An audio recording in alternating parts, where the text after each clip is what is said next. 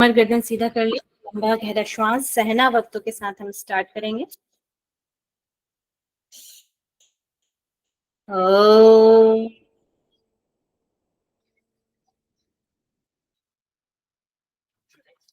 सहना भवतु सहनौ भुनक्तु सह वीर्यं करवावहै तेजस्विनावधीतमस्तु मा विद्विषावहै। ओम शांति शांति शांति। मेरे साथ प्रतिज्ञा दोहराएं। मैं प्रतिज्ञा करती हूँ आजीवन नियम का पालन करूंगी। मैं प्रतिज्ञा करती हूँ फर्स्ट टाइम में नेट जेआरएफ क्लियर करूंगी। मैं प्रतिज्ञा करती हूँ विश्व में योग का पताका फहराऊंगी। मेरी संकल्प शक्ति सुदृढ़ है, पवित्र है, अबाध्य है। ओम ओम ओम। मैं अपनी संकल्प शक्ति से सब कुछ कर सकती हूँ। ओम ओम ओम। मेरे पास अजय मनोबल है। ओम ओम ओम। ये दोनों हैंड्स को रब करेंगे, आंखें रखें और सभी को नमस्कार। आज की क्लास स्टार्ट करते हैं हम। चलिए, सभी अब मुझे बताएंगे कि हमारा गोरख संहिता है वह किस चीज से लिया गया है। क्या है वह गोरख संहिता? हठयोगी ग्रंथ। ठीक है, वेरी गुड। हठयोगी ग्रंथ है हमारा। अब ये बताएंगे हमारे सिलेबस में कौन कौन से हठयोगी ग्रंथ हैं। कठप्रदीपिका, घेरंड संहिता, गोरख संहिता, शिव सिद्ध संहिता, सिद्धांत वशिष्ठ पद्धति, संहिता, योग बीज, सिद्ध सिद्धांत पद्धति, सिद्ध सिद्धांत पद्धति, हठ रत्नावली और सिद्ध सिद्धांत पद्धति। एक रह गया वशिष्ठ संहिता। हमारे टोटल जो हमारे 8 हैं, 8 हमारे हठयोगी ग्रंथ लगे हैं हमारे नेट के सिलेबस में। ठीक है, उसमें से ही आज हम 8 जो हमारे हठयोगी ग्रंथ हैं उसमें से एक ग्रंथ हम करने जा रहे हैं और इसका नाम है गोरख संहिता। ठीक है, मेरी स्क्रीन विजिबल है? Yes ma'am. यस या no? Yes ma'am. Yes ma'am.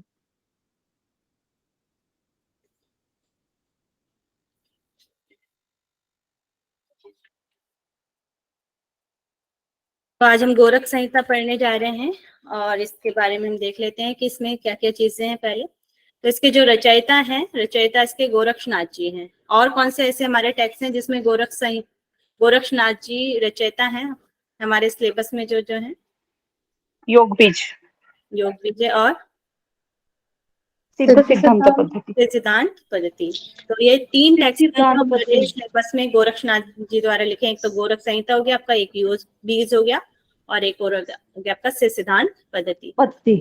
और इसमें अध्याय की बात करें तो इसको अध्याय को यहाँ पर शतक कहा गया है और इसमें 2 शतक यहाँ पर बताए गए। शतक हो गया आपका 100 का, मतलब कि 100 श्लोक इसमें दिए गए हैं 2 अध्याय में, तो इसलिए इसको शतक भी कहा गया है। ठीक है, इसमें मंत्र की संख्या देखें तो टोटल 201 है, जैसे 100 एक अध्याय में और दूसरे अध्याय में 101 मंत्र यहाँ पर दिए गए हैं। तो टोटल मंत्र आपके 201 है। योग की बात करें तो यहाँ पर षडांग योग दिया गया है। योग के 6 अंग यहाँ पर बताए गए हैं। षडांग योग मीन्स 6 अंग, जिसमें 6 अंग होते हैं। कहाँ से लेकर कहाँ तक 6 अंग होते हैं हमारे?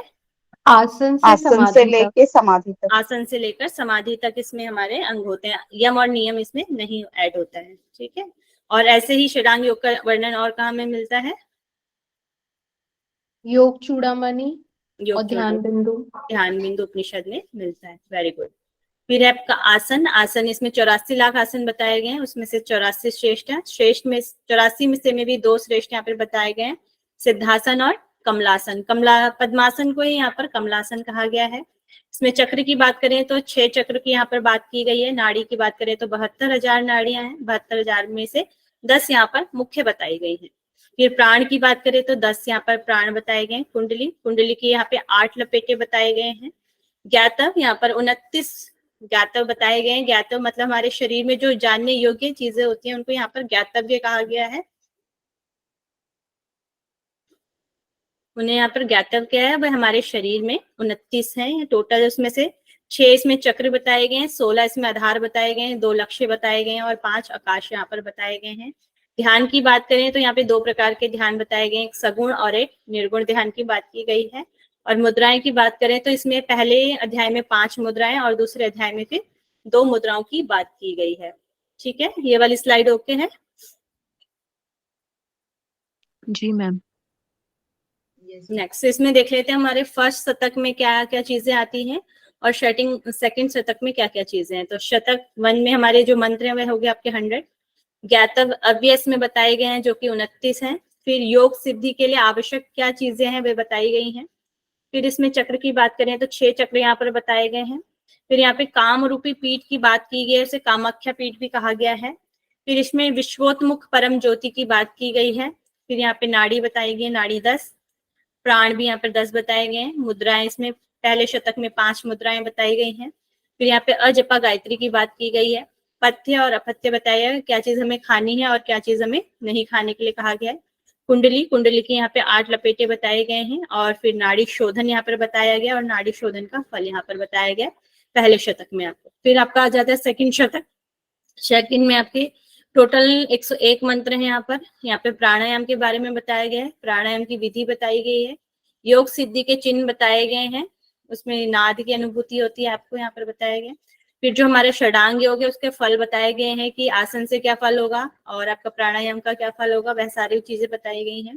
फिर यहाँ पे प्रत्याहार बताया गया है। यहाँ पे मुद्राएं 2 बताई गई हैं, इसमें एक विपरीत करनी मुद्रा है और एक काकी मुद्रा यहाँ पर बताई गई है। फिर विशुद्धि चक्र की यहाँ पर बात की गई है। फिर धारणा यहाँ पे 5 प्रकार की बताई गई है। ध्यान 2 प्रकार का बताया गया है। फिर समाधि बताई गई है। फिर रसानुस्वाद अनुभव बताया गया है कि आपको कौन कौन से रस अपने आप प्राप्त होने लग जाते हैं। और फिर ध्यान के स्थान भी बताएंगे 9।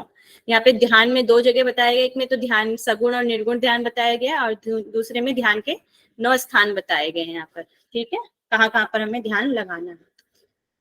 ठीक है, ये वाली स्लाइड ओके है? मैम ये ज्ञातव्य अवयव ये 29 ये क्या है? ज्ञातव्य अवयव हमारे शरीर में ही होते हैं ज्ञातव्य अवयव, और आगे इनको हम डिटेल में पढ़ेंगे। ये हमारे शरीर में होते हैं, इनको जानना आवश्यक है योगी के लिए, ऐसा यहाँ पर बताया गया।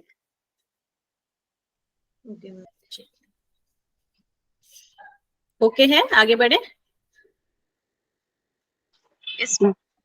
चलिए हम शतक की बात करते हैं। तो यहाँ पे शतक फर्स्ट में देख लेते हैं। षडांग योग सबसे पहले यहाँ पे बताए गए, आपके 6ठे श्लोक में इसको बताया गया है। आसनम प्राण संधरोधः प्रत्याहारश्च धारणा ध्यान समाधि रेतानि योगानि वंदते शटा। आसन प्राण संधरोध मतलब जो प्राणायाम है उसको यहाँ पे प्राण संधरोध कहा गया है किसी किसी टेक्स्ट में, तो इसको ध्यान में रखेंगे। प्राण संधरोध आ जाता है तो उसका मतलब आपका प्राणायाम है। तो आसन प्राणायाम प्रत्याहार धारणा ध्यान समाधि योग के ये 6 अंग माने जाते हैं। तो ये 6 अंग है, इसमें यम नियम ऐड नहीं होता। आसन से लेकर हमारे जो समाधि तक जो हमारे एक के बाद आते हैं सीक्वेंस में, यही यहाँ पर षडांग योगी ने कहा जाता है। फिर हम आसन की बात करें तो आसन में शिव जी ने यहाँ पर 84 लाख आसन बताए गए हैं। सभी उनको करने में समक्ष ना होने के कारण 84 आसन बताए गए हैं। उनमें से भी 2 प्रमुख आसन बताए गए हैं, एक आपका है सिद्धासन और एक आपका है कमलासन। पद्मासन को यहाँ पर कमलासन कहा गया है। फास्ट तो नहीं हो रहा है, बता देंगे। थोड़ा सा स्पीड कम कर ठीक है, तो ये हो गया आपके षडांग योग हो गए हैं। अच्छा, आपने घरेण संहिता में कितने अंग पढ़े हैं? 7 अंग। Very good. और हमारे हठ प्रदीपिका में कितने अंग है? चतुरंग 4 अंग। चतुरंग योग 4 अंग वहां पर बताएंगे। Very good. और यहाँ पर षडांग योग दिया गया। फिर हम सिद्धासन की यहाँ पर बात कर लेते हैं। तो एक सिद्धासनम प्रोक्तम द्वितम कमलासन, मतलब कि पहला आपका सिद्धासन बताया गया है और द्वितीय आपका कमलासन यहाँ पर बताया गया है। अभी इसकी टेक्निक हम देख लेते हैं।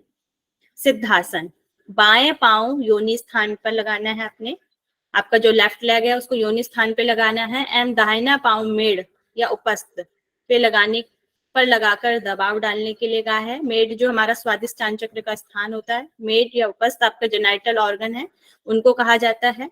पर लगाकर दबाव डालें, ठोड़ी को स्थिर करें, मतलब कि जो जालंधर बंद की जो हमारी स्थिति है उसी को बोला गया है। ठोड़ी को स्थिर करके चित्त को सब इंद्रियों से हटाए। जो भी हमारा चित्र है उसमें जो भी हमारी इंद्रियों से हम जो यूज करते हैं उन सबको हटाना है। और दृष्टि यहाँ पर भूमध्य बताई गई है आपको, आज्ञा चक्र पर, जो आपकी भूमध्य है आईब्रो सेंटर पर, यहाँ पर लगाने के लिए कहा गया है। ठीक है, बायां पांव योनि स्थान पे और दाहिना पांव उसके ऊपर मेड पर। जिस तरीके से हम सिद्धासन लगाते हैं वही आपकी टेक्निक है। फिर जालंधर बंद बोला गया है, और फिर चित्त से सभी इंद्रियों को हटाना है और दृष्टि आपकी भूमध्य पे लगाने के लिए कहा गया है। इसका फल बताया गया है, यह हृदय कपाट को खोलकर मोक्ष मार्ग का दर्शन करता है। हृदय कपाट यहाँ पर आप अनाहत चक्र से भी ले सकते हैं कि अनाहत चक्र कुंडली जो है आपका अनाहत चक्र से जाते हुए आपका सहस्रार चक्र तक पहुंच जाती है, तो आपका मोक्ष मार्ग का दर्शन होता है। ठीक है, ओके वाली स्लाइड। Yes ma'am. फिर हम सेकंड आसन की बात कर लेते हैं, कमलासन, जिसे पद्मासन कहा गया है। इसमें स्थिति जो है आपकी बद्ध पद्मासन की स्थिति है। जैसे आपने दोनों जो आपके पैर हैं वो जंघाओं पे रखने हैं और दो अपोजिट हैंड से अपने टोज को पकड़ना है। ये बद्ध पद्मासन की स्थिति है। इसमें जो दृष्टि जो रखनी है वो नासाग्र रखनी है, मतलब कि जो आपके नाक का आगे वाले भाग है उस पे अपनी दृष्टि को रखना है। इसका फल बताया गया है, संपूर्ण व्याधियों को दूर करने वाला है। व्याधियों से आप क्या समझते हैं? शारीरिक रोग। शारीरिक। तो ये जो संपूर्ण शारीरिक जितने भी हमारे शारीरिक रोग होते हैं उनको ये दूर करने वाला होता है। ठीक है, और ज्यादातर टेक्स्ट में हमें यही मिलता है, जो पद्मासन है, पद्मासन से हमारे जो संपूर्ण व्याधियां हैं वे दूर हो जाती हैं। ठीक है, नेक्स्ट आपका है 29, यहाँ पे ज्ञातव्य अव्यय है, जानने योग्य। शरीर में हमारी क्या क्या चीज है, क्या क्या हम जानने योग्य हैं इस शरीर में, वो चीज बताई गई हैं। तो षट चक्रः षोडशाधारः द्विलक्ष्यम व्योम पंचकम स्वदेय न जानिता कथम सिद्ध्यन्ति योगिनः। मतलब कि षट मतलब हो गया आपका छह चक्र, षोडश मतलब हो गया आपका 16 आधार, द्विलक्ष्य 2 लक्ष्य, व्योम पंचक मतलब हो गया आपका 5, व्योम मतलब हो गया आकाश। तो 5 आकाश को अपने शरीर में होते हुए भी नहीं जान पाता है। योगी के लिए बोला जा रहा है कि जो अपने शरीर में होते हुए भी इनको नहीं जान पाता है, तब तक सिद्धि किस प्रकार से हो सकती है। मतलब कि जब तक योगी इन सभी चीजों को अपने शरीर में नहीं जान पाता, तब तक उसे सिद्धि की प्राप्ति नहीं होती है। कौन कौन सी ये चीजें आपकी? 6 चक्र हैं, 16 आधार हैं, 2 लक्ष्य हैं और 5 आकाश। ठीक है, तो इसको अच्छे से लर्न कर लेना, ज्ञातव्य। क्योंकि जो हमारे हठ योगिक टेस्ट में गोरख संहिता वगैरह है, इसमें से आपके मतलब बहुत ज्यादा संस्कृत में ना पूछ के छोटे छोटे क्वेश्चन आ सकते हैं कि 29 ज्ञातव्य में क्या क्या चीजें हो सकती हैं। तो इन चीजों को आपने याद करना है। फिर आपके चक्र कौन से 6 चक्र है? मूलाधार, स्वादिष्ठान, मणिपुर, अनाहत, विशुद्धि और आज्ञा। ये 6 चक्र हो गए। आधार के बारे में हम अभी आगे पढ़ेंगे, कौन कौन से आधार होते हैं। लक्ष्य की बात करें तो यहाँ पर 2 लक्ष्य हैं, अभ्यंतर लक्ष्य और बाह्य लक्ष्य। अभ्यंतर लक्ष्य से आप क्या समझते हैं? अंदर की तरफ, आंतरिक, शरीर के अंदर। आंतरिक। शरीर के अंदर जो हमारे जिन चीजों पर हम ध्यान लगाते हैं उन्हें अभ्यंतर लक्ष्य कहते हैं। और बाह्य लक्ष्य होते हैं शरीर के बाहरी भाग पर जो हम ध्यान लगाते हैं उसको बाह्य, जैसे नासाग्र पे हो गया हमारा, भूमध्य पे हो गया, ये बाह्य पार्ट है हमारे। और अंदर क्या हो गया, जैसे हम हृदय पे ध्यान लगा रहे हैं अंदर, उस तरीके से जो ध्यान है वह हो जाएगा आपका अभ्यंतर लक्ष्य। फिर यहाँ पे आकाश की बात की गई है, 5 आकाश यहाँ पे बताए गए हैं, आकाश, पराकाश, महाकाश, तत्वाकाश, सूर्याकाश। एक बात और नोट कर लेंगे, यहाँ पर आपको ये सारी चीजें डिटेल में नहीं दी गई हैं, ये आपको मतलब चीजें पता लग जाए इसलिए यहाँ पे लिखी गई है। आपके केवल जो टेक्स्ट है, टेक्स्ट में बस इतना ही दिया गया है कि षट चक्र है, षोडशधार है, द्विलक्ष्य और व्योम पंचक है। ये आपकी नॉलेज के लिए है। ठीक है, ओके स्लाइड। Yes ma'am. आगे बढ़ते हैं।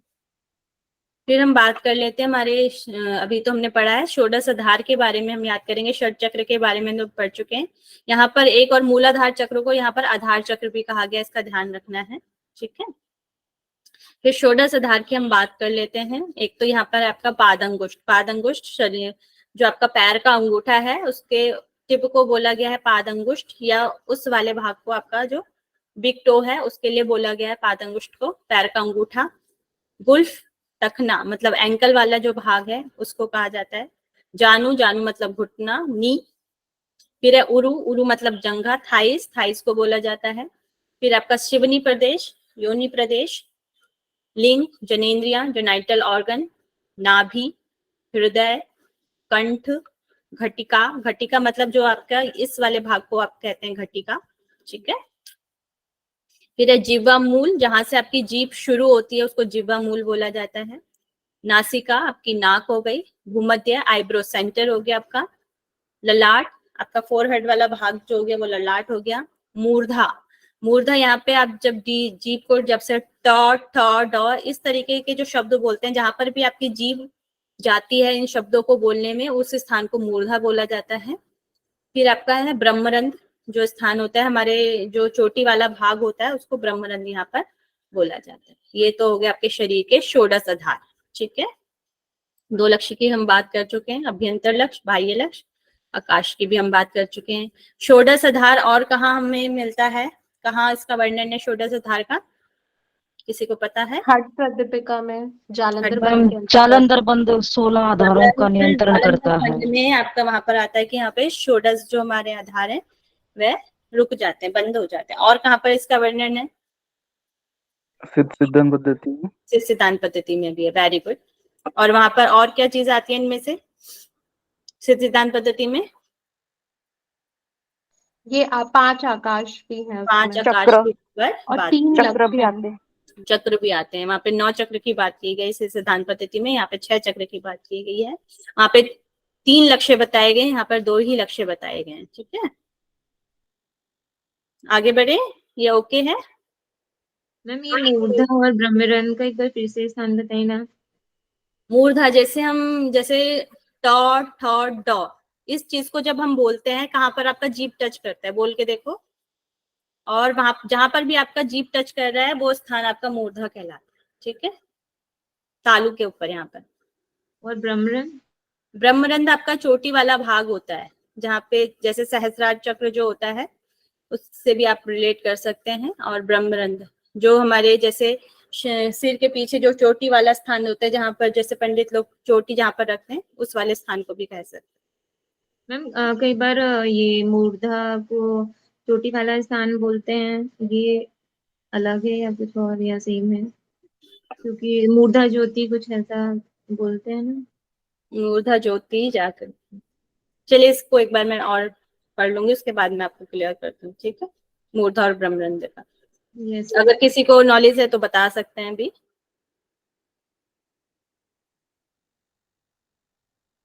एनीवन? चलिए हम आगे बढ़ते हैं। मैम मूर्धा ज्योतिष सिद्ध दर्शनम जो है वो वही है क्या? हाँ, मस्तिष्क स्थान तो बोलते वही है, वो स्थान क्या है वो एक्यूरेट नहीं पता ना, उस स्थान की बात हो रही है कि वो कहाँ पर है। और मूर्धा यानी में बचपन में जो सिर का भाग थोड़ा सा डेवलप नहीं हुआ होता है ना, ऐसे तो फिर ब्रह्मरंध्र क्या है? हाँ, वो उसके पीछे चोटी वाला, उसके पीछे अच्छा, चोटी मूर्धा वाला जो ये होता वाला है हो ना। गया जो आगे वाला पार्ट होता है जो हाँ, बच्चों का यस जो डिप यस डिप करता है, और यस यस, चोटी वाला भाग हो गया आपका ब्रह्मरंध्र, पीछे, हाँ। ठीक है, क्लियर है अब? वो बच्चे को ऐसे यस मैम। तेल वगैरह डाल के नहीं, वो छोटा सा बीच में हम्म, खड्डा था उसी को बोलते हैं शायद। मूर्धा। चलिए एक बार फिर भी कल डाउट क्लियर कर लेंगे, और वैसे तो क्लियर हो ही गया है। यहाँ पे ब्रह्मरंध्र जो यहाँ पर बच्चों के गड्ढे वाला भाग होता है ये थोड़ा सा आगे होता है, और जो आपका चोटी वाला भाग होता है वो हेड के इस यहाँ तक यहाँ पर होता है, ठीक है ना। ये आपका वैसे जो ये वाला मूर्धा है ये आपके वर्ण के हिसाब से है कि आपका जैसे टर्ट और जो जहां पर भी बोलते हैं तो मूर्धा के वो ये वाला मूर्धा के हिसाब से। मैम एक बार ये पादांगुष्ठ और बता दीजिए। पादंगुष्ठ होता है आपका बिग टो, जो आपका पैर है, पैर का जो बड़ा अंगूठा है, ठीक है, उसको बोला जाता है पादंगुष्ठ। पैर, पाद मतलब हो गया पैर और अंगुष्ठ मतलब हो गया पैर का अंगूठा, ठीक है।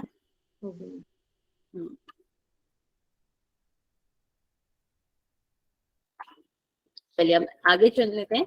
योग सिद्धि में आवश्यक तत्व भी यहाँ पर बताए गए हैं। तो एक स्तंभम नवद्वारम ग्रहम पंचादि दैवतम स्वदेह न जानते कथम सिद्ध्यंति योगिना। पहले तो 29 ज्ञातव बताए, फिर कुछ चीजें और भी यहाँ पर इन्होंने बताई हैं कि एक स्तंभ, स्तंभ को यहाँ पर मन से लिया गया, स्तंभ को मन है यहाँ पर। फिर यहाँ पे 9 द्वार, एक स्तंभ, स्तंभ मतलब हो गया आपका मन। नव द्वारा, 9 द्वार कौन कौन से हो गए आपके? 2 कान, 2 नाक, 2 आंख, 1 मुख, 1 गुदा और 1 उपस्थ। उपस्थ होता है आपके जेनाइटल ऑर्गन जो होते हैं, उसको बोला जाता है। गुदा हो गया आपका एनस वाला भाग। इस तरीके से ये आपके 9 द्वार हो गए हैं। और ग्रह पंचादि दैवतम, 5 अधिदेवता यहाँ पर बताए गए हैं। ब्रह्मा, विष्णु, रुद्र, ईश्वर और सदाशिव, ये 5 आपके अधिदेवता हैं। जो योगी इनको नहीं जानते हैं उनका योग सिद्ध नहीं होता है, ऐसा यहाँ पर बताया गया है। तो जो योगी एक स्तंभन, 9 द्वार और 5 अधिदेवताओं को नहीं जानते हैं तो उनका योग भी सिद्ध नहीं होता है। तो योग के लिए सिद्धि आवश्यक तत्व है, ये आ सकता है आपका क्वेश्चन। योग में सिद्ध आवश्यक तत्व क्या है? एक स्तंभ हो गया, 9 द्वार हो गए और 5 अधिदेवता हो गए आपके, ठीक है। फिर यहाँ पर षट चक्रों की बात की गई है। षट चक्र मूलाधार, स्वादिष्ठान, मणिपुर, अनाहद, विशुद्धि और आज्ञा चक्र, और इसमें दल बताए गए हैं। इस तरीके से क्वेश्चन आपके मिलान में भी आ सकते हैं, मैचिंग में आ सकते हैं कि मूलाधार में कितने दल हैं, स्वादिष्ठान में कितने दल हैं, मणिपुर में कितने दल हैं, अनाहद में, विशुद्धि में और आज्ञा में। तो मूलाधार में आपके 4 दल होते हैं, स्वादिष्ठान में 6 दल होते हैं, मणिपुर में 10 होते हैं, अनाहद में 12 होते हैं और विशुद्धि में 16 होते हैं और आज्ञा में 2 दल यहाँ पर बताए गए। तो इनका स्थान भी बताया गया। मूलाधार आपका गुदा स्थान में होता है, स्वादिष्ठान लिंग, स्वादिष्ठान को स्व और मेढ्र भी कहा जाता है, इसका भी ध्यान रखेंगे। मणिपुर नाभि वाला स्थान है, अनाहद हृदय वाला स्थान है, विशुद्धि हो गया आपका कंठ वाला स्थान और जो आज्ञा है वह हो गया आपका भूमध्य का स्थान, ठीक है। फिर सहस्त्रार चक्र के बारे में भी एक यहाँ पर बात की गई है। जो सहस्त्र दल का कमल ब्रह्मरंध्र के मार्ग में अवस्थित होता है, जो हमारा ब्रह्मरंध्र है, जो अभी हमने बात की थी, तो जब ब्रह्मरंध्र से आगे पहुंच जाता है तो वो सहस्त्र दल हमारा मतलब कि मोक्ष की हमें प्राप्ति हो जाती है, उस महामार्ग में ये अवस्थित होता है, ठीक है। ओके है,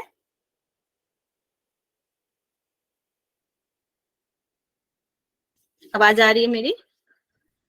जी यस मैम। मैम। चलिए, फिर यहाँ पर एक काम रूपी पीठ की बात की गई है, कामाख्या पीठ की बात की गई है। जो हमारे योग उपनिषद होते हैं उनमें भी यह बात हमें ज्यादातर मिलती है। तो मूलाधार और स्वादिष्ठान के बीच में त्रिकोणाकार योनि स्थान है, इसको काम पीठ यहाँ पर कहा गया है। आधार चक्र 4 दल वाला तथा गुदा स्थान में है। उसी के मध्य में त्रिकोणाकार योनि है, त्रिकोणाकार हो गया आपका ट्रायंगल शेप में योनि है और यही कामाख्या पीठ भी कहलाता है। तो ये मूलाधार और स्वादिष्ठान के बीच की जो स्थान है उसके लिए कहा गया है। यहाँ पे आधार चक्र है, मतलब कि जो मूलाधार चक्र है उसकी बात हुई है, ये गुदा स्थान में, उसी में मध्य त्रिकोणाकार योनि है और उसी में ये कामाख्या पीठ भी कहा कहलाता है। तो ये स्थान बताया गया काम रूपी पीठ का। फिर नेक्स्ट इसमें बताया गया विश्वोत्मुख परम ज्योति, ये कुंडली के लिए यहाँ पर यूज किया गया कि कुंडली के लिए यह वर्ड यूज यहाँ पे किया गया, विश्वोत्मुख परम ज्योति। मूलाधार की कणिका में, मतलब कि मूलाधार जो चक्र है उसकी कणिका में तप्त स्वर्ण के त्रिकोण, मतलब कि जलता वजह से सोना होता है, तप्त स्वर्ण त्रिकोण है, यही कालाग्नि का स्थान है, मतलब कुंडली का स्थान है और यही विश्वोत्मुख परम ज्योति है। तो यहाँ पर कुंडली का स्थान आपका क्या हो गया? मूलाधार चक्र, मूलाधार, ठीक है। तो ये विश्वोत्मुख परम ज्योति कुंडली के लिए यहाँ पर यूज हुआ है। तो मूलाधार चक्र में आपका हो गया आपका कुंडली का स्थान। फिर यहाँ पे नाड़ियां बताई गई हैं, मेढ्र से ऊपर और नाभि से नीचे कंध में। मेढ्र मतलब हो गया आपका सहस्त्र, स्वादिष्ठान चक्र जेनिटल ऑर्गन। स्वादिष्ठान चक्र से ऊपर और नाभि से नीचे कंद का स्थान बताया गया है, जो पक्षी के अंडे की आकृति है। पक्षी के अंडे का किस आकार का होता है? ओवल। Oval shape. का। तो ओवल शेप का यहाँ पर बताया गया है। और यहीं से 72,000 नाड़ियों की उत्पत्ति स्थान बताई गई, मतलब कि यहीं से हमारी 72,000 नाड़ियां उत्पन्न होती हैं कंद से। ठीक है, ओके। ये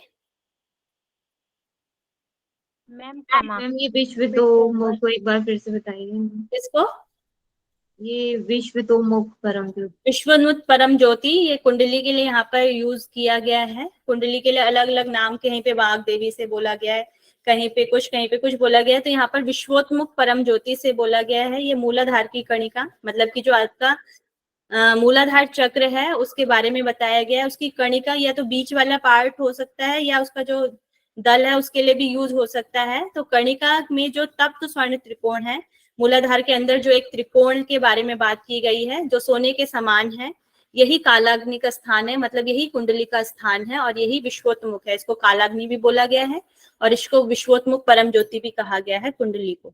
ठीक है, यहाँ पे नाम नहीं बताया गया कुंडली है, यहाँ पे विश्वोत्मुख परम ज्योति बोला गया है। ओके, मैम कब बताए क्या कह रहे हैं? ऊपर वाला जो काम रूपी पीठ बताया उसको एक बार और समझो। मूलाधार और स्वादिष्टान के बीच में ही त्रिकोणाकार योनि का स्थान है। ये तो मूलाधार चक्र में बोला गया है। ये मूलाधार और स्वादिष्टान के बीच में त्रिकोणाकार योनि का स्थान, यहाँ पर इसको काम पीठ बोला गया है। और यह आधार चक्र 4 दल वाला गुदा स्थान में है। इसी के मध्य में त्रिकोणाकार योनि है, वह कामाख्या पीठ है। ये है आपस में ही है, ज्यादा मतलब कि ज्यादा दूरी पे नहीं है। त्रिकोणाकार इसमें भी बोला गया है और यहाँ पर भी त्रिकोणाकार ही बोला गया है। तो ये एक स्थान भी हो सकते हैं। ये आधार चक्र है आपका, मूलाधार चक्र भी बोला गया है, 4 दल वाला बोला गया है। तो ये एक भी हो सकता है, कामाख्या पीठ भी से बोल सकते हैं और कुंडली का स्थान भी। ठीक है,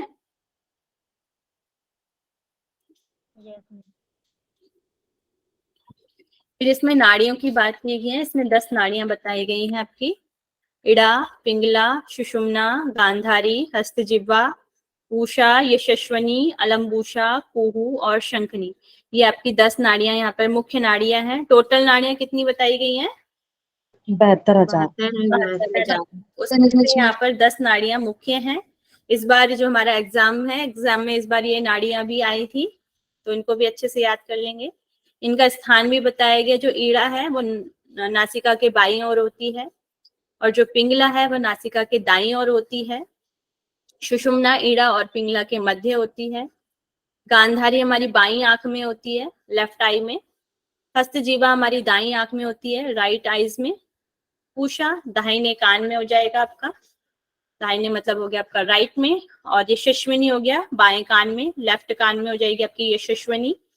अलम्बुषा हो गया आपका मुख में, माउथ में।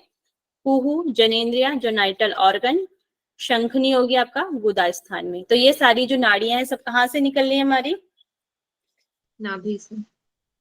नाभि शरीर से, कंध शरीर से। निकल रही है। ठीक है, और कंध से निकल के ये अपनी अपनी जगह जा रही है, जैसे नासिका के बाईं ओर तक और नासिका के दाईं ओर तक।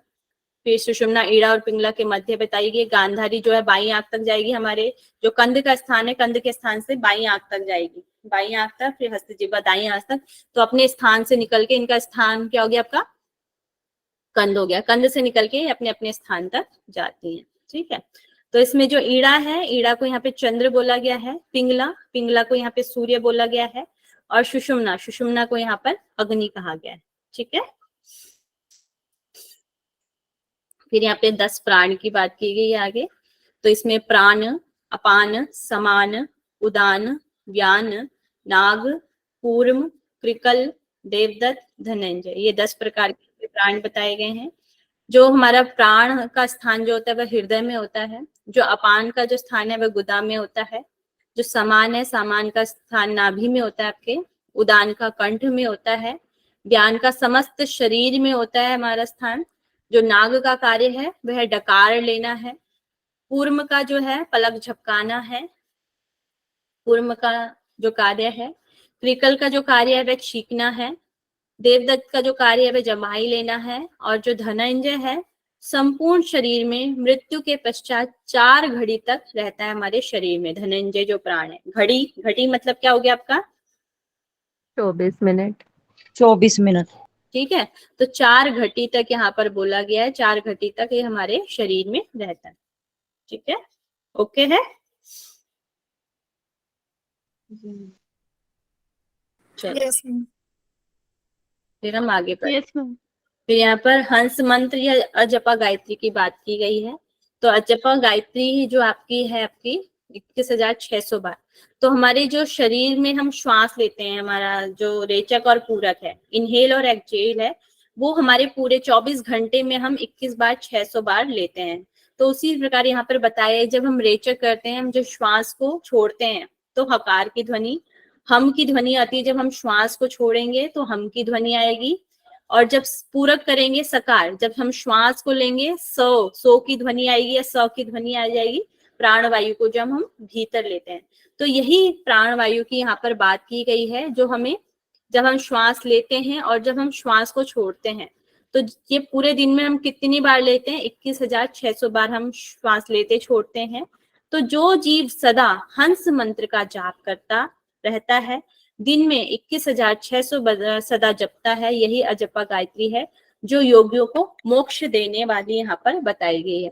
तो इसमें अजपा गायत्री मंत्र जो है, जब भी हम श्वास ले रहे हैं, छोड़ रहे हैं, इस तरीके का जो ध्यान है, मतलब इसमें जप नहीं होता, ये अपने आप ही जब हो रहा है, आप इसको आप चेतन मन से आप इसको कर रहे हैं, उसके लिए यहाँ पर बोला गया है।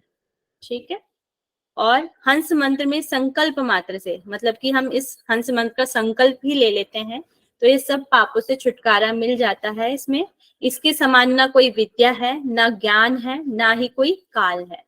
ठीक है, ना इसके समान कोई विद्या है, ना ज्ञान है, ना काल है। कुंडली में उत्पन्न हुई है गायत्री प्राण धारणी, प्राण विद्या और महाविद्या यहाँ पर बताई गई है। जो इसे जानता है वही वेद को जानने वाला है। और जैसे हमारे हटे योग उपनिषद जो ग्रंथ है, उसमें भी वेद वेता उसे बोला जाता है, जो अजपा गायत्री को जान लेता है। वैसे ही इसमें बताया गया है कि यह सब वेदों को जानने वाला हो जाता है जो अजपा गायत्री को जान जाता है। ठीक है मैम, जो ये रेचक और पूरक की बात कर रहे हैं और जिसे अजपा गायत्री कह रहे हैं, तो जब हम पूरक कर रहे हैं तो मतलब बोलते हुए करना है, ये जैसे नहीं सा नहीं, और हम ये दिया अपने हुआ मन है। को, जैसे हम जप करते हैं ना, इसका नाम ही देखो आपका अजपा है, जिसमें कोई जप ना हो। ठीक है, जब ये स्वतः ही होने लग जाए, जैसे आप राम राम राम बोल रहे हैं, मुंह से राम राम राम बोल रहे हैं, मगर जब जब ये है राम राम आपके भीतर अपने आप ही होने लग जाए, वो जो अवस्था हो जाती है उसको बोला जाएगा। जैसे पहले ह और स आप अनुभव करके कर रहे हैं कि जब हम श्वास ले रहे हैं तो हमारा स ध्वनि आ रही है, जब हम श्वास छोड़ रहे हैं, हम जब यह ध्वनि जो है आपके अंदर ही विराम, मतलब कि ऐसे हो जाए कि आपके अंदर ही हो जाए, इस तरीके से ये आगे की स्टेज है काफी, उसके लिए यहाँ पर बताया गया हंस के लिए। और जपा जो गायत्री, हाँ, मतलब नेक्स्ट स्टेज जो होगी वो हमें फील नहीं होगा, लेकिन स्टार्टिंग में हम ऐसा करेंगे, बोलेंगे क्या ये मंत्र को, या अजपा के नाम जैसा है वैसा ही बस फील फील कर करते सकते हैं। अब ध्वनि तो नहीं करनी है, जैसे हम ले रहे हैं तो हम की ध्वनि, छोड़ रहे हैं तो ऐसे इस तरीके से कर सकते हैं। शुरुआत में तो कोई भी है तो वो तो उससे होता ही होता, करना ही पड़ेगा। मगर जो ये बात यहाँ पर है, ये काफी आगे की स्टेज की बात की गई। ठीक है,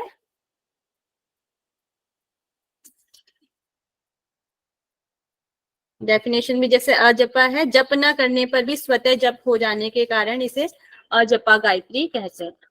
ठीक है, ये भी कह सकते हैं वह जब जो बिना प्रयत्न के अन्य अन्य यासी अपने आप ही जो हो जाता है, उसे भी अजपा गायत्री कह सकते हैं। ठीक है, मैम ऐसे भी अगर हम सिर्फ ध्यान दें तो जब हम इनहेल करते हैं तो सो हमें समझ आता है, और एक्सहेल करते हैं तो हम ये समझ आता है। डीप में जाके आप सोचेंगे तो फिर होगा।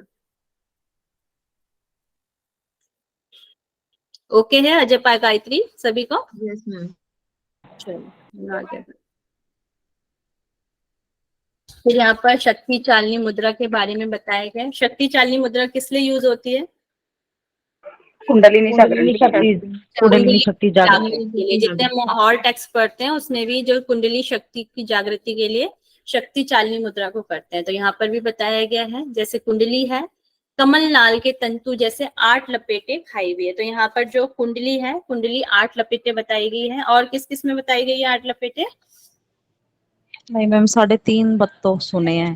3.5 आपने सुना, मगर जो आपके गोरक्षनाथ के जो भी है वहाँ 8 लपेटे हैं मैम। 8 लपेटे बताए गए हैं। तो एक तो हो गया आपका योग बीज हो गया, मगर सिद्धांत पद्धति में 8 लपेटे नहीं बताए गए हैं। आपके वशिष्ठ संहिता में 8 लपेटे बताए गए हैं, ठीक है। और जो हमारे हठ यौगिक टेक्स्ट हैं जैसे घरेण संहिता है, हठ प्रदीपिका है, शिव संहिता है, इसमें जो है इसमें 3.5 लपेटे बताए गए। आपके गोरख संहिता, आपके योग बीज और वशिष्ठ संहिता में 8 लपेटे की बताई गई है। यहाँ पे फिर आपका कुंडली मन और प्राण वायु के साथ सुषुम्ना नाड़ी के भीतर होकर सुई की तरह ऊपर की ओर चलती है। हमारा कुंडली का स्थान क्या होता है? यहाँ पर मूलाधार के यहाँ पर बताया गया, मूलाधार के पास। तो मन और प्राण वायु के साथ जब वह सुषुम्ना नाड़ी के भीतर होकर सुई की तरह ऊपर की ओर चलती है। जो कुंडली है, कुंडली कहाँ? ऊपर की ओर चलती है, यहाँ पर बताइए। और किस तरीके से चलती है? सुई की तरह यहाँ पर चलती है। तो शक्ति चालिनी मुद्रा में किस आसन में करना है? तो पद्मासन में करने के लिए बोला गया है। पद्मासन करके फिर ठोडी को हृदय से लगाएं, मतलब कि आपको जालंधर बंदी यहाँ पर लगाने के लिए कहा गया है। फिर ये जागृत किससे होती है? जो कुंडली है वो जागृत किससे होगी? वहिनी योग से जागृत होगी, ठीक है। वहिनी योग पता है? अग्निसार क्रिया। अग्निसार क्रिया, चलिए ये भी हो सकता है। मगर जो हमारा सूर्य भेदन प्राणायाम भी कहा है ना। सूर्य भेदन प्राणायाम नहीं होगा, वहिनी योग। अभी चलिए, एंड जब हम जालंधर बंद लगाते हैं तो नीचे आता है प्राणवायु, और जब मूलाधार मूल बंद लगाते हैं तो अपान ऊपर आता है, तो दोनों समान के जगह मिलते हैं, तो वो वन्नी योग के लिए उपयोगी होता है। अग्निसार है ना मैम? वन्नीसार नहीं, वन्नीसार को अग्निसार तो पहले देख लेते हैं। प्राणायाम द्वारा वायु को खींचकर उसे अपान वायु से मिलाएं। प्राणायाम द्वारा, प्राणायाम करना है, वायु को खींचकर। अपान वायु कहाँ होती है आपकी? मूलाधार चक्र में।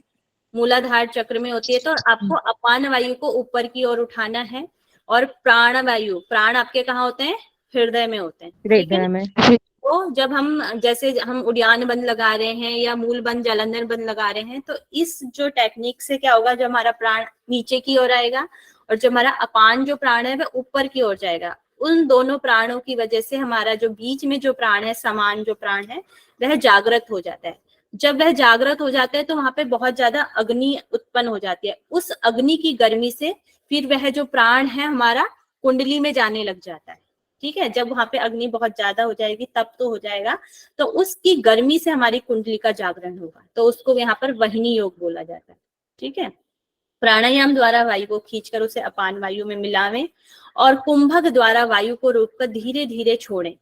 इससे साधक की कुंडली शक्ति जागृत होती है। मतलब कि प्राणायाम द्वारा प्राण को और अपान वायु को मिलावे, मतलब समान बनावे। और कुंभक द्वारा, फिर हम कुंभक जब श्वास को रोकेंगे धीरे धीरे जो हमारी अग्नि है वो प्रदीप्त होगी, जागृत होगी, और इस गर्मी से हमारी सुषुम्ना नाड़ी जागृत होगी और उससे फिर हमारी कुंडली शक्ति जागृत होगी, ठीक है। और फिर कह रहे हैं शक्ति चालन मुद्रा के अभ्यास से जो पसीना आता है, जब ये आप मुद्रा करेंगे तो आपको पसीना आता है, उसे अंगों पर मल लेना चाहिए।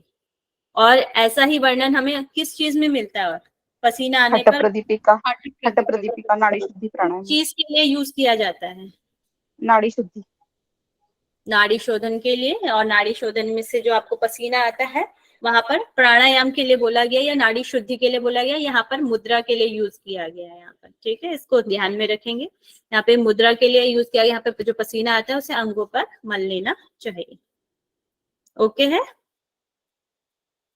मैम? ये वही योग एक बार और बता दो। चलिए एक और बार बता देते हैं। यहाँ पर जो आपका जो प्राण है, प्राण कहाँ पर होता है आपका? हृदय चक्र। हृदय चक्र। तो हम श्वास लेते हैं तो ये हमारा प्राण है। जो हमारी अपान वायु होती है वो कहाँ होती है आपकी? गुदाद्वारीय या मूलाधार के यहाँ पर होती है। तो जब हम इनके जैसे हमारे योगाभ्यास है, जैसे हम जालंधर बंद लगा रहे हैं तो यहाँ पर से हमारा जो प्राण है हमें नीचे की ओर आ रहा है, मूल बंद लगा रहे हैं, उड़ान बंद लगा रहे हैं, तो उससे क्या हो रहा है, आपका जो अपान वायु है वो ऊपर की ओर जा रही है। जैसे कुंभक लगाने की यहाँ पर बात की गई है, यहाँ पे ठोडी से हृदय से लगाए तो ये जालंधर की बात की गई है, अपान वायु से मिलावे तो ये मूल बंद की यहाँ पर बात की गई है। जब हमारा प्राण और अपान को हम इस तरीके से एक्टिवेट करेंगे तो यहाँ पर जो हमारा समान जो प्राण है वह ज्यादा एक्टिवेट हो जाता है प्राण और अपान के मिलने से। यहाँ पर जो समान प्राण है वो बहुत ज्यादा यहाँ पर फायर हो जाएगी, अग्नि हो जाएगी। उसकी जो अग्नि है, उसकी अग्नि से आपकी सुषुम्ना नाड़ी है वह खुल जाती है, या कुंडली है वह कुंडली जो है वह जागृत होना शुरू हो जाती है उसकी गर्मी से, समान वायु के। इसलिए यहाँ पर वहिनी मतलब हो गया आपका अग्नि। जो ये अग्नि है, यहाँ से जो अग्नि प्रज्वलित होगी उससे ही हमारी कुंडली का जागरण होगा। ठीक है, चलिए यहाँ पे पथ्य और अपथ्य बताए गए हैं। जो पथ्य हमें जो नहीं खाने हैं, जो चीजें हमें नहीं खानी है, जैसे लवण है, अम्ल है, रस युक्त यहाँ पर भोजन ना करें, यहाँ पर बताया गया है। लवण मतलब आपका क्या हो गया, नमक वाली चीज। नमक, अमल खट्टा, खट्टी ऐसे रस युक्त को भोजन को नहीं करने के लिए यहाँ पर कहा गया है। फिर पथ्य यहाँ पर बताया गया है। दूध, क्या चीज लेनी है हमें, दूध और भोजन लेने के लिए कहा गया है। और टेक्स्ट में क्या क्या लेने के लिए कहा गया है, घी और दूध, घी और दूध, मगर यहाँ पर केवल दूध लेने की बात की गई। सुमधुर सुसंदिग्ध बोला है। वो तो भोजन मिताहार की बात हो गई है। ठीक है, यहाँ पर मिताहार तो नीचे दिया हुआ है, यहाँ पे पथ्य की बात की गई है। जैसे और टेक्स्ट में बोला गया है कि जब आप आरंभ करते हैं योगाभ्यास का, जब आप आरंभ करते हैं तब उस वक्त दूध लेना है आपको। ठीक है, फिर मिताहार स्निग्ध, मधु आहार, चौथाई पेट खाली और शिव को अर्पित भोजन करने को यहाँ पर मिताहार कहा गया है। सभी टेक्स्टों में हमें ऐसे ही मिलता है मिताहार की जो डेफिनेशन है। ठीक है, स्निग्ध मतलब क्या हो जाता है आपका, चिकनाई युक्त। ठीक। मैम फिर ये आपके हैं, मैम ये जो भी योगाभ्यास कर रहे हैं उसके लिए ये पथ्य बताए गए, या जो अभी शक्ति चालन मुद्रा कर रहे थे उस टाइम करते नहीं समय? नहीं, ये सभी के लिए बताए गए पथ्य पर, क्या खाना है क्या नहीं खाना। फिर यहाँ पे पंच मुद्राओं की बात की गई है। महामुद्रा, नवो मुद्रा, उड्यानम, जलंधर, मूल बंधम, यो वेति स योगी भुक्ति भाजनम। ठीक है, तो यहाँ पे 5 मुद्राएं, वैसे मुद्राएं तो इसमें काफी, अभी हमने ऊपर शक्ति चालनी मुद्रा भी पढ़ी है, मगर जो हमारा टेक्स्ट में जो हमारे एक श्लोक में या एक मंत्र में जो बांधा गया है वो ये 5 मुद्राओं को यहाँ पर बोला गया है। तो महामुद्रा, नवो मुद्रा, उड्यान बंध, जलंधर बंध और मूल बंध को यहाँ पर 5 मुद्राएं बताई गई हैं। फिर सबसे जो पहले महामुद्रा है, इसमें जानु शीर्षासन की स्थिति है। यहाँ पे पूरक श्वास को लेना है, फिर कुंभक श्वास को होल्ड करना है, फिर रेचक श्वास को बाहर निकालना है। पहले चंद्र नाड़ी से बाईं से, फिर सूर्य नाड़ी दाएं से करें और दोनों ओर से समान मात्रा में इसे करें। तो इस तरीके से यहाँ पर बताया गया। या तो इसको हम लेफ्ट लेग या राइट पैर से भी ले सकते हैं, कि बार राइट पैर से करना है, दूसरे से लेफ्ट लेग से करना है। दोनों को ही समान मात्रा में यहाँ पर करने के लिए कहा गया है। मगर ये आगे की स्टेज भी हो सकती है, जब योगी आगे की स्टेज में पहुंच जाता है, जब उसे अपने नॉस्ट्रल्स पे हाथ रख के नाड़ी शोधन या कोई भी श्वास लेने की गति को नहीं करना पड़ता है, उस तरीके से भी ये कर सकता है।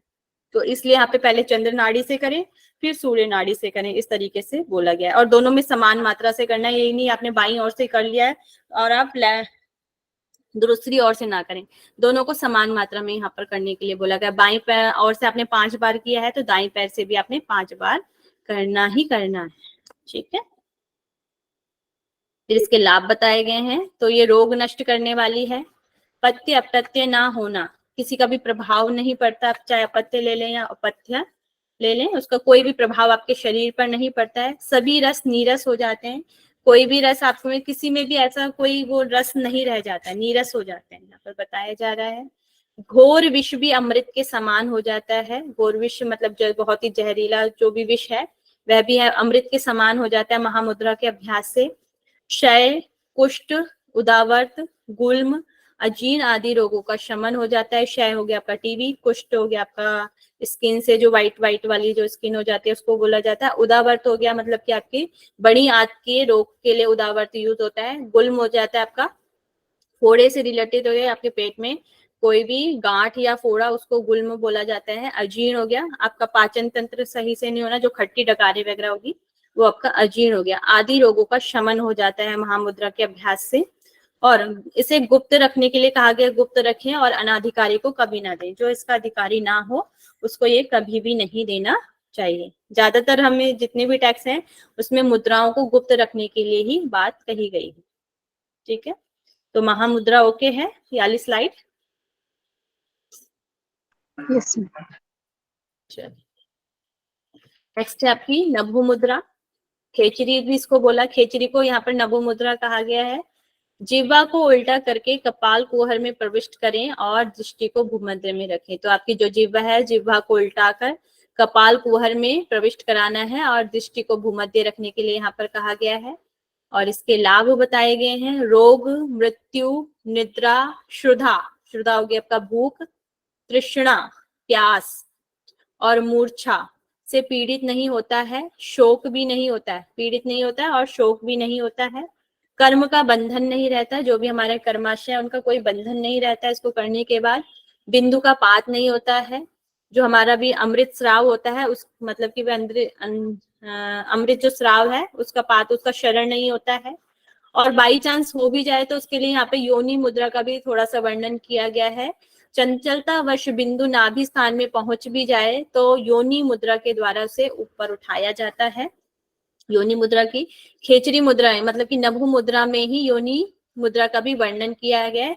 ये अगर चंचलता वश आपका बिंदु नाभि स्थान में पहुंच भी जाए तो आपको योनि मुद्रा के द्वारा आप उसे यहाँ पर उठा सकते हैं। बिंदु के यहाँ पे दो प्रकार बताए गए हैं, एक पांडुर वर्ण और एक लोहित वर्ण। पांडुर मतलब हो गया सफेद रंग का और लोहित मतलब हो गया लाल रंग का। ठीक है, तो ये हो गया आपकी खेचरी मुद्रा या नभु मुद्रा। फिर उद्यान बंद को देख लेते हैं। उद्यान बंद, जैसे महाखग विश्राम करता है वैसे ही उदर की पश्चिम त्राण को ही नाभि के ऊपर करना चाहिए। महाखग यहाँ बाज वगैरह के लिए जो बड़े पक्षी हैं उसके लिए यूज होता है। जैसे जो बड़े पक्षी हैं जब वे आकाश में उड़ते हैं तो आप देखते हैं वो अपने पंख को हिलाते नहीं है, उसके बाद वो एक ही स्थान पर यूं सीधा जाने लग जाते हैं। उसी तरीके यहाँ पर बताया गया है, महाखग जैसे आकाश में विश्राम करता है वैसे ही हमें उदर के पश्चिम में त्राण, मतलब कि जो हमारा उदर है उसको हमें अपने पीठ तक ले जाना है, त्राण करना है, नाभि को और ऊपर की ओर करने के लिए यहाँ पर बोला गया है। उसी को यहाँ पर उद्यान बंद बोला गया है। और इसको यहाँ पर इसका जो लाभ बताया गया है, मृत्यु मातंग केसरी बोला गया है। मातंग के लिए केसरी के समान, मृत्यु केसरी के समान यहाँ पर बताया है। कोई इसको एक्सप्लेन करे, मृत्यु मातंग केसरी। मृत्यु रूपी हाथी को हाथी के सिंह के सिंह समान है। एक स्टूडेंट बोले। मृत्यु रूपी हाथी को सिंह के समान। हाथी सिंह। बड़ा होता है लेकिन सिंह उसको मार सकता है, वैसे ही मृत्यु बड़ा होता है लेकिन उड़ियान बंध जो है सिंह के जैसा है, वो मृत्यु को शक्तिशाली भी है। रोक सकता है। तो यहाँ पर मातंग यूज होता है आपका हाथी के लिए और केसरी यहाँ पर शेर है। शेर जो होता है छोटा होता है हाथी से, मगर वह इतने बड़े शेर को मार देता है, इसलिए मृत्यु मातंग केसरी यहाँ पर बोला गया है। जो केसरी है, जो शेर है, वह मातंग के लिए, हाथी के लिए मृत्यु के समान यहाँ पर बताया गया है। फिर नेक्स्ट है आपका जालंधर बंद। कंठ मैम को इसमें उद्यान बंद में तान मतलब क्या बोले थे, पीठ बोले क्या? ताड़ मतलब पीछे की ओर ले जाना, उदर को पश्चिम की ओर ताड़ देना, मतलब पीछे की ओर ले जाना। पश्चिम मतलब यहाँ पर पीठ से लिया गया है, उदर के पश्चिम में। ओके। जालंधर बंद, कंठ को संकुचित कर वायु को रोकना ही जालंधर बंद है। तो कंठ को संकुचित करके वायु को रोकना ही जालंधर बंद है। इसके लाभ यहाँ पर बताए गए हैं, ये तो सभी को पता ही होगा। दुखों और रोगों का नाश करने वाला है। चंद्रा अमृत स्थिर करता है। जो हमारा सोम रस का जो स्राव होता है, सोम रस का स्राव कहाँ से होता है? ब्रह्मरंध्र पे। हाँ, ब्रह्मरंध्र से। प्रज्ञा चक्र से। चंद्रमंडल भी बोला जाता है। और चंद्रामृत को स्थिर करता है, मतलब कि जो हमारा ऊपर अमृत है उसको स्थिर करता है ये। और वायु प्रकृपित नहीं होती, जो भी हमारे शरीर में जो वायु का स्थान है वह प्रकृपित होते हैं, अपने अपने स्थान से वह हिलती नहीं है, अपने अपने स्थान पर रहती हैं, तो वायु प्रकृपित नहीं होती है जालंधर बंध के प्रभाव से। नेक्स्ट है आपका मूल बंध। अपान वायु को ऊपर की ओर खींचकर प्राण वायु से मिलावें और पांव की एड़ी से योनि स्थान को दृढ़ता से दबाकर गुदा द्वार को सिकोड़े, यही मूलबंध कहलाता है। यहाँ पर अपान वायु को ऊपर की ओर खींचे, प्राण वायु से मिलावें और पांव की एड़ी से योनि स्थान को दृढ़ता से दबाकर गुदाधार को सिकोड़े, यहीं पे ये मूलबंध कहलाता है। इसके लाभ भी बताए गए। मूत्र और मल नष्ट हो जाते हैं और वृद्धा भी युवा हो जाते हैं, 2 लाभ यहाँ पर बताए गए हैं यहाँ पर। ठीक है, तो ये मूलबंध, ये होगी आपकी 5 मुद्राएं। चलिए 2 स्लाइडें पढ़ लेते हैं, अभी पढ़ लें।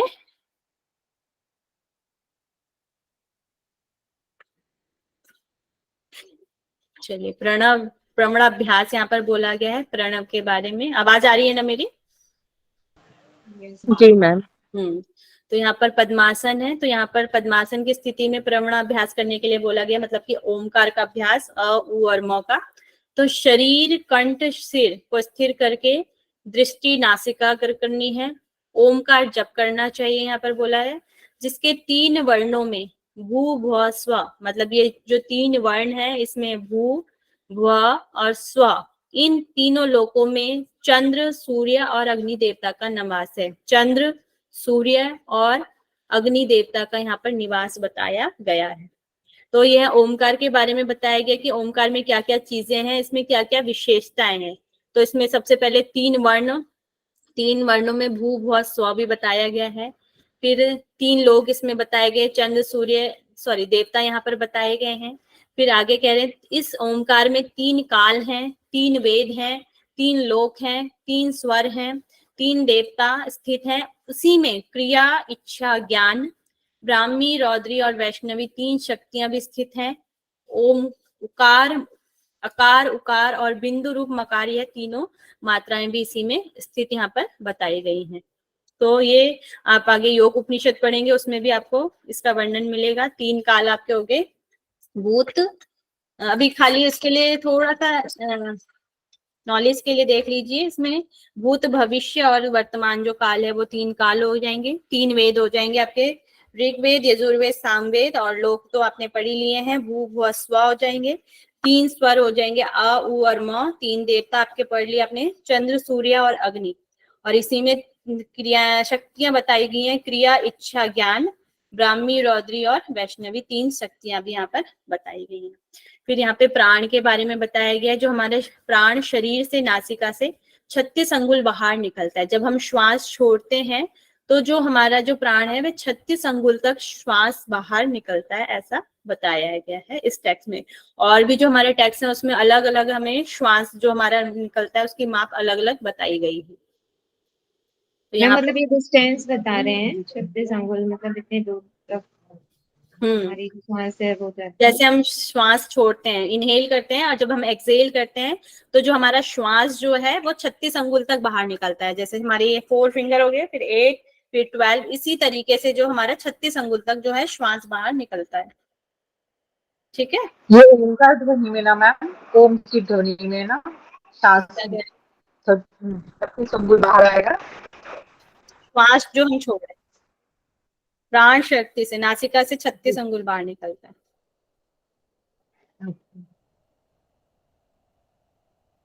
तो यहाँ पे नाड़ी शोधन के बारे में बताया गया है। तो बद्ध पद्मासन इस स्थिति में बताया गया है, चंद्र नाड़ी से पूरक करें, यथाशक्ति कुंभक करें और सूर्य नाड़ी से रेचक करें। लेफ्ट से इनहेल करें, फिर होल्ड करें, कुंभक करें, और फिर सूर्य नाड़ी हमारी राइट नॉस्ट्रल से हमको श्वास को बाहर निकालना है। इसमें ध्यान बताया गया है पूरक, जब हम पूरक कर रहे हैं चंद्र नाड़ी में, मतलब कि श्वास को भर रहे हैं चंद्र नाड़ी से, ईड़ा नाड़ी से जब भर रहे हैं, जो चंद्र मंडल का ध्यान करने के लिए यहाँ पर कहा गया है, चंद्र मंडल का ध्यान करें। फिर रेचक करते समय ध्यान करना है सूर्य मंडल, जो नाभि के यहाँ पर हमारा सूर्य मंडल होता है उसका ध्यान करने के लिए कहा गया है। तत्पश्चात विपरीत क्रम से करें, मतलब कि दोबारा अल्टरनेटिव करने के लिए कहा गया है। और फिर इसके फल भी बताए गए हैं। जब चंद्रांग प्राणायाम मतलब कि हम ईड़ा नाड़ी से श्वास को भरते हैं, श्वेत वर्ण के दही दूध के समान अमृत स्वरूप चंद्र बिंबु का ध्यान करने से वाला सुखी होता है। यहाँ पे इसका लाभ भी बता दिया गया है।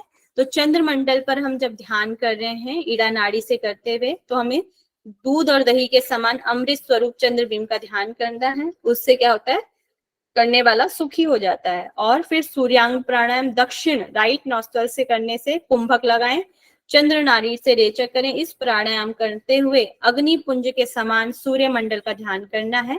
मतलब कि यहाँ का ध्यान करना है, सूर्य मंडल का ध्यान नाभि पर करने वाला प्राणायाम सुखी होता है। जो भी मतलब चंद्रांग से करें चाहे सूर्यांग प्राणायाम से, दोनों का लाभ एक ही है कि दोनों से वह सुखी होता है, योगी जो होता है। फिर इसका यहाँ पर लाभ बताया गया है। नाड़ी शोधन का फल बताया गया है कि ये 3 महीने के अभ्यास के पश्चात शोधन हो जाता है, शुद्ध हो जाती है नाड़ी। और इसके लक्षण भी बताए गए, क्या क्या लक्षण हमारे शरीर में आ जाते हैं। नाड़ी शुद्ध हो जाती है, प्राण वायु धारणा में सामर्थ्य आ जाते हैं, ये मतलब कि आपकी कुंभक की शक्ति बढ़ जाती है। जठराग्नि प्रदीप्त होकर आरोग्यता की आपको प्राप्ति होती है, और नाद सुनाई देने लग जाते हैं। आपके आंतरिक जो नाद है, आपकी आंतरिक जो आवाजें हैं वह सुनाई देने लग जाती हैं। तो ये स्लाइड ओके है। मैम ये क्या लिखा है, रेचक इस प्राणायाम करते हुए अग्नि पुंज के समान सूर्य मंडल का ध्यान नाभि करने वाला प्राणायामी सुखी होता है, ये क्या है? ये थोड़ा सा मिस्टेक है शायद लिखने में। तो ये अग्नि पुंज के समान सूर्य मंडल का ध्यान नाभि पर करें। नाभि पे करने वाला जो योगी है वह प्राणायामी मतलब जो प्राणायाम कहा गया क्या? ये हो गया अग्नि पुंज के समान सूर्य मंडल का ध्यान नाभि पर करने वाला प्राणायामी। प्राणायामी मतलब जो इस प्राणायाम को कर रहा है वह सुखी होता है। ठीक है, मतलब सूर्य भेदी जैसे ही है क्या, ये वही है क्या? सूर्य भेदी है, मगर जब आप सूर्य भेदी कर रहे हैं तो आपको अपने नाभि पर ध्यान करना है। और नाभि पर किस तरीके का ध्यान करना है, अग्नि पुंज का, जैसे अग्नि जल प्रज्वलित हो रही है उस तरीके का ध्यान करना है। जठराग्नि का करना है क्या? जठराग्नि भी ले सकते हैं या अग्निपुंज का, समान वायु का, कुछ भी कह सकते हैं आप, उसका ध्यान करना है। मैम 2 दिन में खत्म करने वाले हैं क्या हम ये करो संहिता? अब इतना ही करा रहे हूँ, फर्स्ट शतक आपका खत्म हो चुका है, कल 3.5 शतक करेंगे। कितने टाइम हो गया, टाइम भी ठीक है, 7:03। चलिए समझ आ गया ना आप हेलो। लोगों के? हाँ जी, हेलो हेलो बोलिए। मैम, थोड़ा सा ना हाँ स्लो, जी बोलिए। थोड़ा सा स्लो, तो थोड़ा सा चलिए माइंड थोड़ा में। सा स्लो करा देंगे, ठीक है स्लो कर दें। चलिए मैं क्वेश्चन आंसर कर रही हूँ, आप क्वेश्चन आंसर बनाएंगे, ठीक है।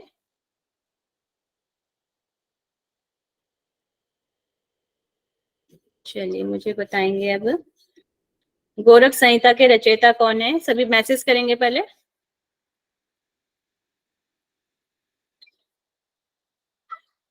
गोरक्षनाथ, आयुषी सिंह जी का आंसर आया गोरक्षनाथ, वेरी गुड। नेक्स्ट मुझे बताएंगे अध्याय को इसमें क्या कहा गया है।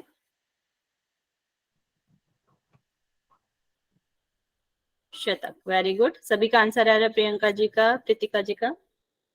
नेक्स्ट मुझे बताएंगे कि इसमें किस योग का वर्णन है।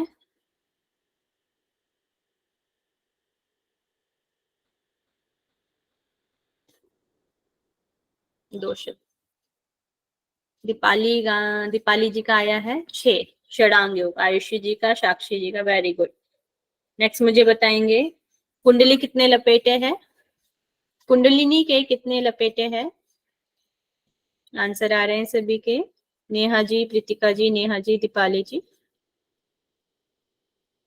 आयुषी सिंह जी का आया 8 लपेटे, वेरी गुड। ज्ञातव्य कितने बताए गए हैं,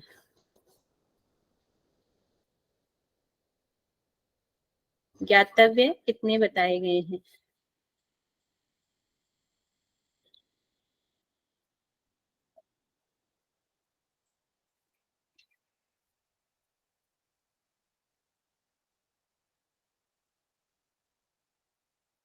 ट्वेंटी 29 सभी का आंसर आ रहा है, 29 आए।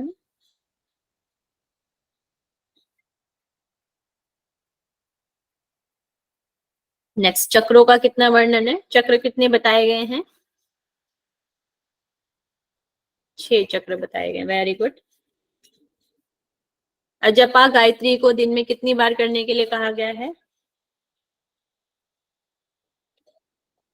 21,600। Very good. आसनों की संख्या कितनी बताई गई है? टोटल आसन, टोटल आसन कितने बताए गए हैं? 84 लाख। मुख्य आसन कितने हैं?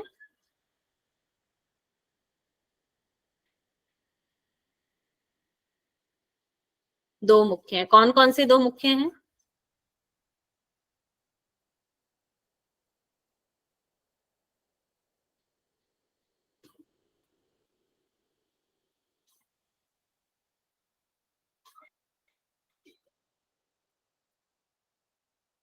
सिद्धासन और पद्मासन। आयुषी जी का सिद्धासन और कमलासन। Very good. नेक्स्ट मुझे बताएंगे 29 ज्ञातव्य में क्या क्या चीजें हैं, क्या क्या, किन किन चीजों का वर्णन है?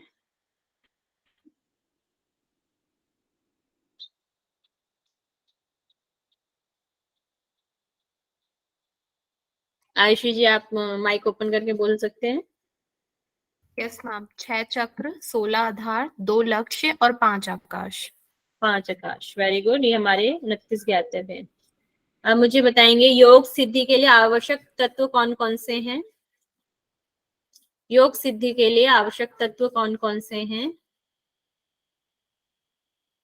संभावना जी, संभावना जी आप बताएं। मैम मैं आधा घंटा लेट ज्वाइन हुई इसलिए ना चलिए इससे ठीक है, पहले ठीक का क्वेश्चन नहीं पढ़ पाई मैं। रिकॉर्डिंग देख लूंगी। है। कोई बात नहीं। नेहा जी आप बताएं। एक स्तंभ है। मैम 9 द्वार और एक मन। 9 द्वार, 1 मन, और भी चीज है? प्रियंका जी आप बताएं।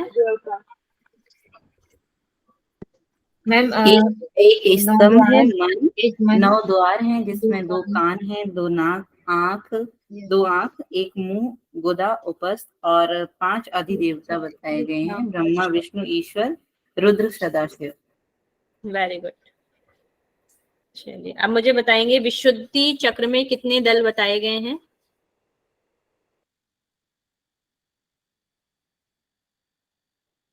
विशुद्धि चक्र में कितने दल बताए गए हैं? 16। Very good. अब मुझे नेक्स्ट बताएंगे अलम्बुशा जो नाड़ी है वह कहाँ पर होती है? अलम्बुशा नाड़ी कहाँ तक जाती है? मुख तक। संतोषी वर्मा जी का आंसर आया है मुख तक जाती है। Very good. अब मुझे बताएंगे जो देवदत्त जो प्राण है उसका कार्य क्या है? देवदत्त प्राण का कार्य क्या है? जमाई। Very good. सभी का आंसर आ रहा है जमाई। चलिए अब मुझे बताएंगे जो हमारा इसमें कुंडली है, कुंडली किसके द्वारा जागृत होती है? किस योग के माध्यम से जागृत होती है?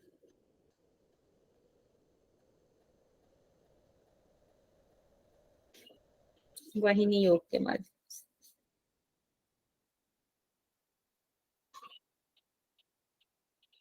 अब मुझे नेक्स्ट क्वेश्चन है जो महाखग है वह किस मुद्रा के लिए यूज हुआ है? महाखग जो वर्ड यूज हुआ है किस मुद्रा के लिए यूज हुआ है?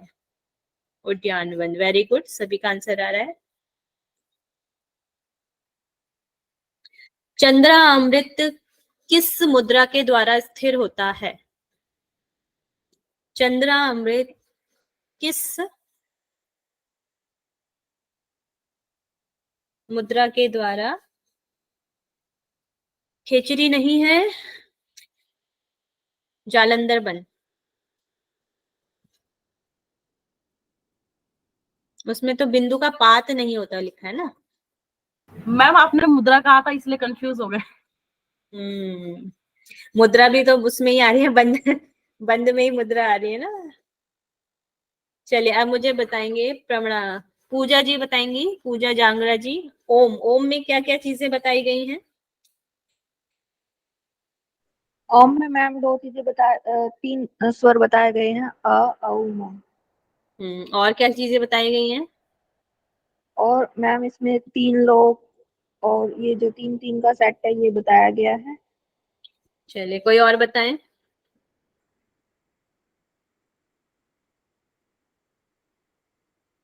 चंद्र और सूर्य देवता का निवास। निवास स्थान बताया गया। साक्षी जी आप बताएं, या राखी जी आप बताएं। चलिए। इसमें तीन तीन वर्ण, तीन अक्षर, तीन वर्ण, तीन लोक, तीन स्वर और तीन देवता। 3 देवता। और शक्ति कौन कौन सी हैं? शक्ति ब्रह्म, वैष्णवी और रौद्री। रौद्री। और तीन कौन सी शक्तियां हैं? क्रिया, इच्छा, ज्ञान। क्रिया, इच्छा, ज्ञान। Very good. नेक्स्ट मुझे बताएंगे, जब हम वे किस चीज का ध्यान करेंगे?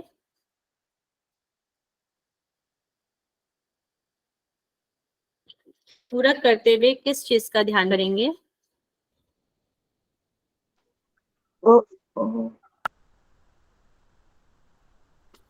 चंद्रमंडल का। ठीक है, चलिए हम क्लास अभी यहीं पे ओवर करते हैं। आज के क्वेश्चन आंसर